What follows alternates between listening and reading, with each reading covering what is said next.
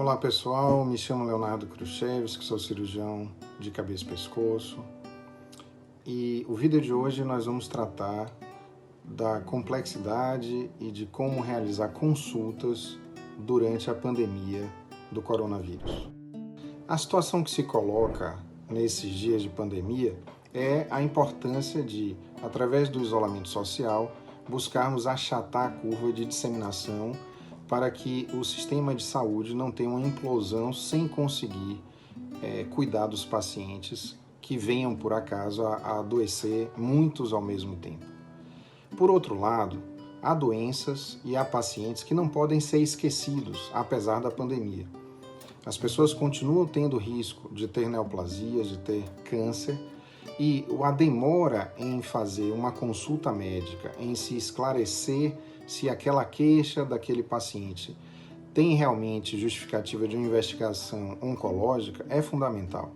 Nós não podemos deixar para trás certas doenças que depois poderão cobrar mais na frente um tratamento mais extenso, mais agressivo e mesmo um prognóstico mais reservado.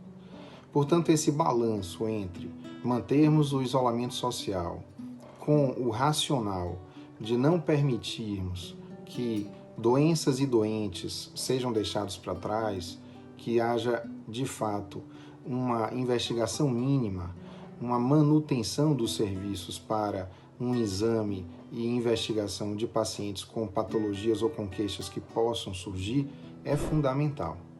Quanto aos pacientes oncológicos, os pacientes que podem ter uma neoplasia, nós temos, de certa maneira, uma superposição entre a população de risco para desenvolver a doença do coronavírus e alguns fatores de riscos clínicos que colocam uma população com maior chance de desenvolver uma neoplasia. Então, pacientes acima de 60 anos, pacientes tabagistas, pacientes etilistas, especialmente de bebidas destiladas diariamente ou de um consumo alto, pacientes que têm história de neoplasia na família. Esse conjunto de pacientes, de certa maneira, em havendo alguma queixa ou em havendo alguma suspeita por parte do paciente, não convém demorar em estar com seu médico. A demora pode tirar a melhor arma no tratamento da oncologia, que é o diagnóstico precoce.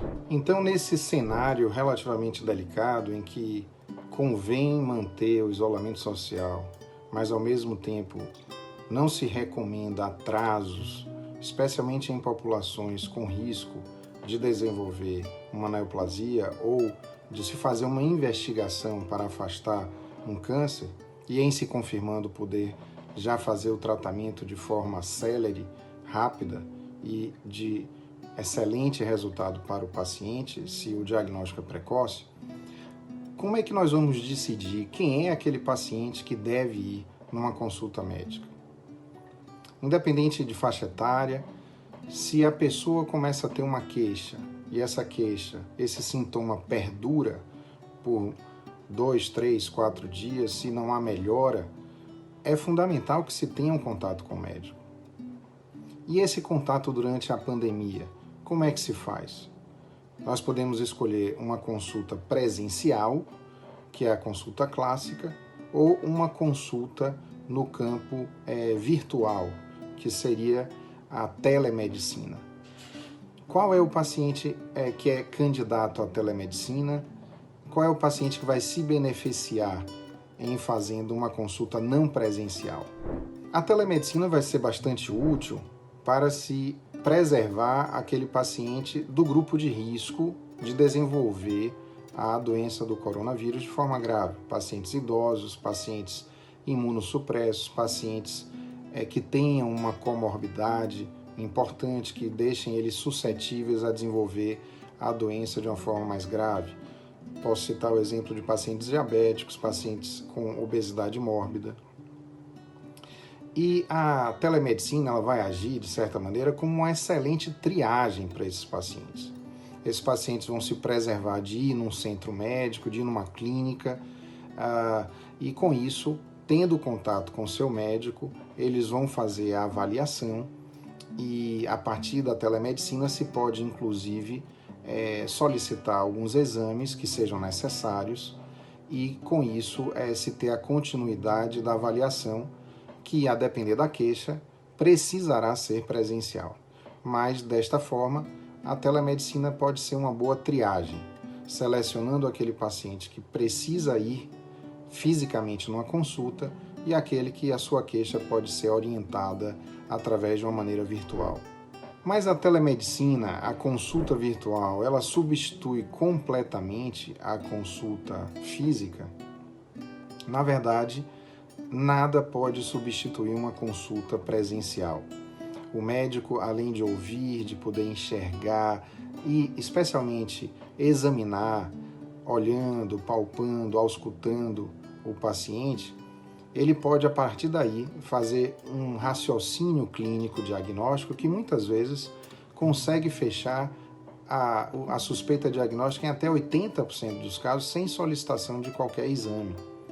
Portanto, a telemedicina é útil nesse cenário de pandemia, de isolamento social, mas ela não substitui 100% uma consulta presencial por estas razões, inclusive. E em havendo a necessidade da consulta física, quais os cuidados que o paciente deve ter?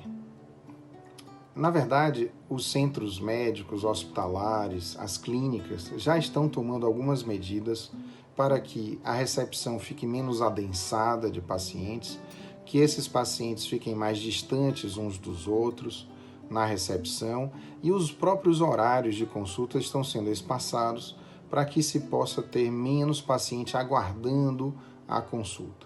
Essas são medidas importantes por parte dos centros médicos e das clínicas e que você pode ir ligando, conferir se essas medidas estão sendo feitas no ambiente em que sua consulta se dará. Da mesma forma, cuidados pessoais, como o uso de máscara. Hoje em dia, na vigência da pandemia e do isolamento social, se você for sair de casa, convém usar máscara. A máscara te protege, protege o seu próximo e protege a todos. Portanto, entendo a necessidade de uma consulta física, de uma consulta presencial, o uso da máscara é de ótimo tom e vai proteger você e os outros ao seu redor. Gostou do vídeo? Tem mais alguma dúvida? Eu terei enorme prazer em responder qualquer pergunta que me mandem para o canal. E agradeço se curtir e puder também divulgar para outras pessoas os esclarecimentos das consultas médicas durante a pandemia do coronavírus.